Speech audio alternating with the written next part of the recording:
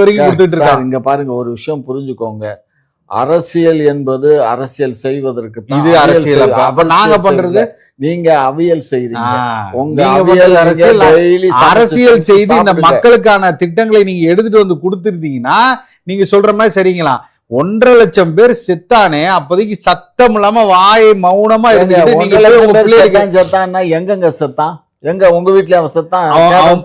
அவன் பேசுற மொழி என்ன? அவன் பேசுறான் உலகத்துல இருக்க யார் அவன் தமிழரா இல்லையா, இல்ல திராவிடரா இல்லையா? நீங்க என்னன்னு சொல்றீங்க? நீங்க ஒரு விஷயம் நல்லா புரிஞ்சுங்க. நாடு பிரிஞ்சிருச்சு. இது இந்தியாங்கிறது ஒரு நாடு, இலங்கை என்பது இன்னொரு நாடு. ஒரு நாட்டுல இருக்கக்கூடிய பிரஜைகள் அந்த நாட்டினுடைய சட்ட திட்டங்களுக்கு உட்பட்டு தான் இருக்கணுமே தவிர, அங்க நான் தனி நாடு வேணும், அவன் மாநில சுயாட்சி வாங்கிக்கன்னு சொன்னான். நாங்க ஒதுங்கினதுக்கு காரணம் தாங்க. எப்போ பல முறை கலைஞர் சொன்னாரு. நீங்க எப்ப ஒதுங்குனீங்க? நாங்க அவங்க கூட தான் இருந்தோம், அவருக்கு சப்போர்ட் பண்ணிட்டு இருந்தோம்.